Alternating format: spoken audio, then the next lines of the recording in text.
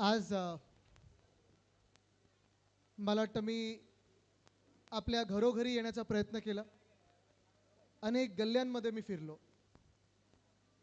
आणि ह्या काही गल्ल्या काही नवीन नाही आहेत. धारावी म्हटल्यानंतर मला वाटतं सगळ्यांना माहिती आहे की धारावी म्हणजे नक्की काय आहे. खूप लोकांना वाटतं जे आत्ता DRP वगैरे करतायत त्यांना वाटतं ही फक्त झोपडपट्टी आहे. आणि मी त्यांना हेच सांगत असतो की धारावी ही झोपडपट्टी नाही आहे. धारावी हा मुंबईचा जीव आहे, मुंबईचा प्राण आहे. तसं पाहायला गेलं तर ठीक आहे, आपली घरं कदाचित कच्ची असतील, काही पक्की घरं, काही कच्ची घरं.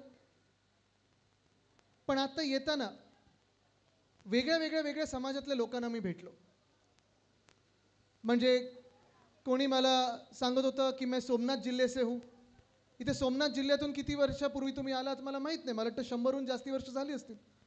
तसंच कोणी मला सांगत होतं की आम्ही काही इथे ठराविक मराठी कुंभार आहोत.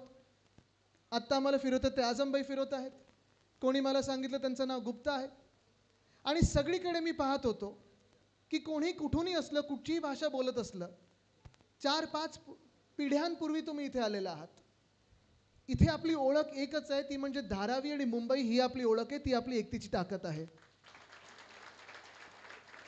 खरोखर मी प्रत्येक गल्लीमध्ये जेव्हा पाहत होतो, जसं मी सांगितलं ना की ही धारावी जी आहे ही मुंबईचा जीव आहे, प्राण आहे. ह्यासाठी कारण मुंबई कदाचित आपल्या देशाची आर्थिक महाशक्ती आपण समजत असू आणि आहेच.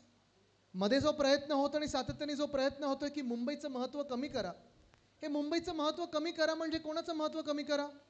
हे आपल्या सर्वांचं महत्त्व कमी करण्याचा प्रयत्न सुरू आहे. मुंबईतून अनेक वेगळे व्यवसाय हे पळवण्याचा प्रयत्न करतात.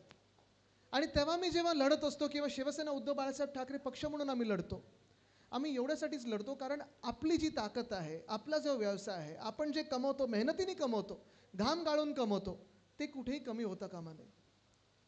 या धारावीत अनेक लोक असे आहेत जे कदाचित घरं आपली कच्ची असतील, पण आपण मुंबईचा विकास जो केला आहे आपल्यामुळे तो पक्का झालेला आहे. तुम्ही दिवस रात्र मेहनत केली आहे, नाही तर मुंबईचा विकास पूर्ण झाला नसता. मुंबईत मोठ्या इमारती आहेत, टॉवर आहेत, चांगली घरं आहेत. आणि ठीक आहे, हे मी पण मान्य करतो की आपल्या सर्वांना चांगली घरं मिळाली पाहिजेत. आपण सगळ्यांना चांगली घरं पाहिजेत, बरोबर आहे. विकासाच्या विरोधात कोणी नाही आहे, बरोबर. हम कोई विकास के खिलाफ नहीं है.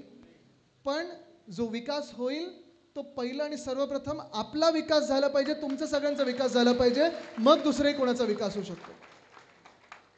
आत्ताचं जे काही DRP मी बघत आहे, बाहेरून बघत आहे, तो खरोखर असं दिसायला लागलं मला की तुम्हाला सगळ्यांना पाठवणार कुठे?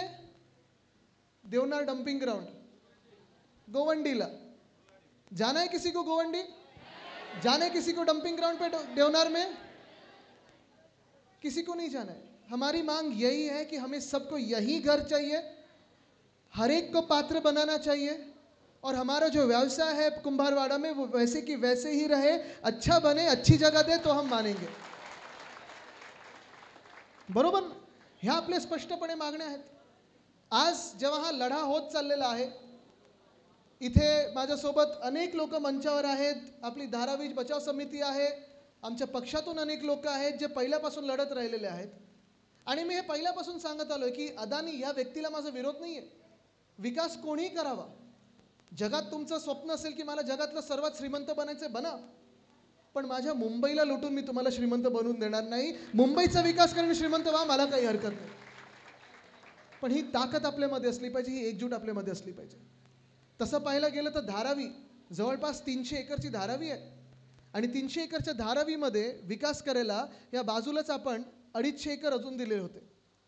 जेव्हा आपलं सरकार होतं, उद्धव साहेब जेव्हा मुख्यमंत्री होते, तेव्हा जेव्हा हे टेंडर निघालं असतं, तेव्हा आपलं हे टेंडर निघालंच नाही. हे नंतर निघालं, ह्यांनी सरकार पाडलं आणि टेंडर काढलं.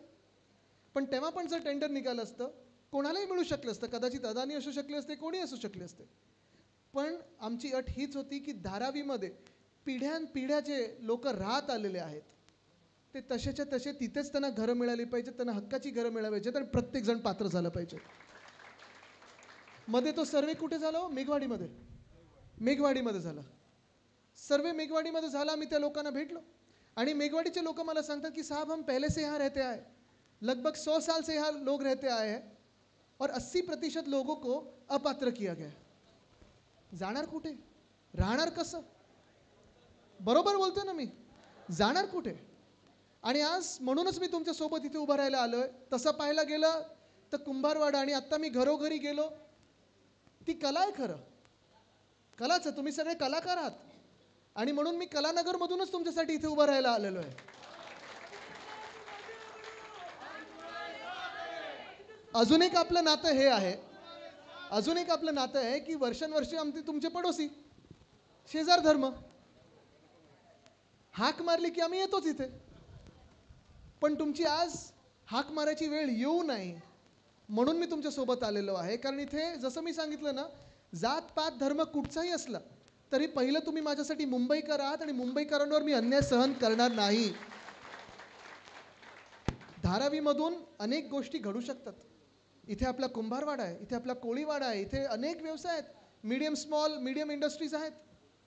पण ह्या सगळे इंडस्ट्रीज आणि सगळे रहिवासी ठीक आहे, आम्हाला कदाचित धारावी विकास करताना हे सरकार आम्हाला झोपडपट्टी म्हणून बघत असेल, पण इथे आत येऊन बघितलं तर मुंबईचं सगळं जे सोनं आहे ते इथून येतं, कारण मुंबई इथून चालते. धारावीचा जर विकास करायचा असेल तर आमच्या डोळ्यासमोर विजन स्पष्ट आहे. पहिली मागणी ही आहे, कारण आता मी प्रेसवाल्यांसोबतच तुमच्या घरोघरी येत होतो. अनेक लोकांचं मी पाहिलं, कोणाचं घर 6 फुटाचं नाही म्हणून अपात्र केलेलं आहे. कोणाचं घर आपण पाहतो ग्राउंड फ्लोअरवर काम चालतं, पहिला आणि दुसरा माळा भावंडच राहतात किंवा भाऊ बहीण राहतात, 2 वेगळ्या पिढ्या राहतात, अपात्र केलेलं आहे. म्हणजे एक भाऊ इथे, दुसरा भाऊ कुठे, तिसरा भाऊ कुठे, एकाला गोवंडीत, एकाला मुलुंडला, कोणाला कुठे अक्सा बीचवर. हे चालणार नाही. पिढ्यानपिढ्याचे 5 पिढ्या 4 पिढ्या एकत्र राहिलेले आहेत. त्यांना तुम्ही वेगळं करू शकत नाही. हे नातं वेगळं आहे, हे रक्ताचं नातं आहे. आणि हेच मी त्यांना सांगतोय, सरकारला हाच इशारा देतोय, अदानी समूहाला हाच इशारा देतोय की रक्ताचं नातं आहे. इथे तुम्ही आलात तर सगळ्यांचा मान सन्मान ठेवून इथे या, रक्त सांडू देऊ नका. आम्ही लढायला तयार आहोत. पण ही लढाई फार वेगळी असणार आहे. हे मी पहिल्यापासून सांगत आलेलो आहे की हे रक्त एकत्र जे आलेलं आहे, हे आपलं नातं सगळ्यांचं एक. आपल्या रक्तात मुंबई, आपल्या रक्तात चांगलं काही करण्याची इच्छा आहे, ताकद आहे. आणि पहिली मागणी माझी पुन्हा एकदा त्यांना असेल की सर्वे वगैरे नंतर पहिला GR बदला आणि सांगा की जे इथे पूर्ण परिवार राहतं त्या पूर्ण परिवाराला आम्ही पात्र करू. जे कोणी इथे ते सांगतात आम्ही 350 स्क्वेअर फुटात देऊ. 350 स्क्वेअर फूट जरी तुम्ही म्हणत असाल, आमची मागणी 500 आहे, पण जरी तुम्ही 300 म्हणत असाल, 350 म्हणत असाल, आम्हाला घरं तर पाहिजेच आहेत. पण आमचा व्यवसाय काय 40 मजल्याच्या इमारतीत जाऊ नाही शकत. आमची भट्टी कुठे जाणार, आमची माती कुठे जाणार, आम्ही सुकवणार कुठे. हे सगळं जे आहे ते पहिलं तुम्ही इथे या आणि ह्या सगळ्या माझ्या लोकांना इथे प्रेझेंटेशन द्या. जर तुम्हाला मान्य असेल तर आम्हाला ते मान्य राहील, नाही तर मान्य राहणार नाही.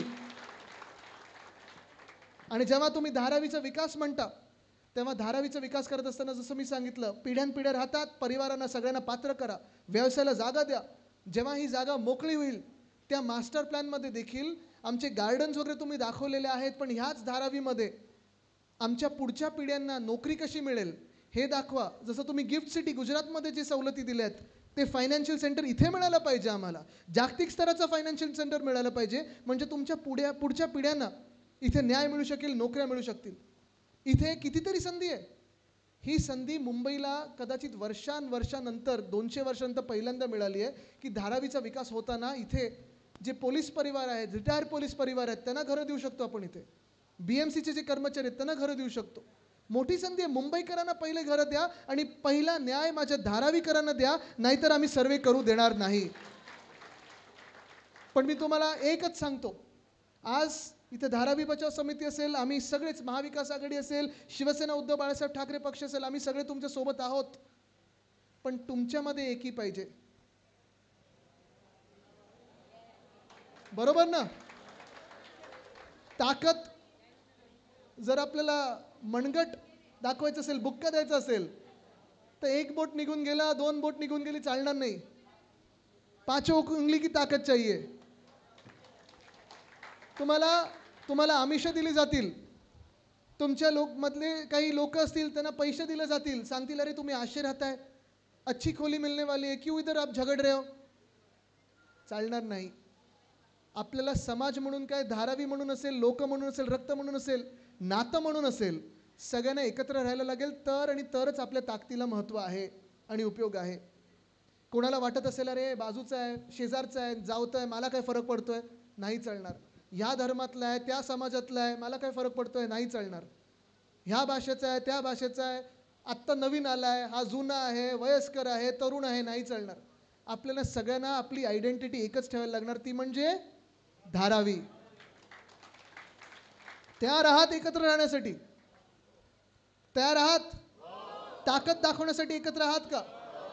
मगच आपण सर्वे हाणून पाडू शकतो. ठीक आहे, सर्वे तुम्हाला करायचं असेल ना, सर्वेच्या आधी जसं मी सांगितलं, इथे ह्या सगळ्यांना भेटा आणि दाखवा की धारावीतच घरं कशी मिळणार, सगळे पात्र कसे होणार आणि व्यवसाय कसे होणार. मग सर्वेची तर गरजच नाही, आम्ही दारं काय मन पण उघडून बसू, बरोबर ना. पण न्याय हा पहिला, अधिकार हे पहिले, मग तुमचा धंदा. पहिला धारावीतला व्यवसाय कुठे जाणार हे सांगा, इथेच असायला पाहिजे. मी तुम्हाला एवढंच आश्वासन देतोय की आम्ही सगळेच पक्ष म्हणून असेल किंवा तुमचे शेजारी म्हणून असू, हे तुमच्या सोबत राहू. पण जसं मी सांगितलं, तुमची ताकद ही एकतेमध्ये, ही एकजूट तुमची कायम ठेवा. आपल्याला कोणी आपलं वाकडं काही करू शकत नाही. धन्यवाद. जय हिंद, जय महाराष्ट्र, वंदे मातरम. हर हर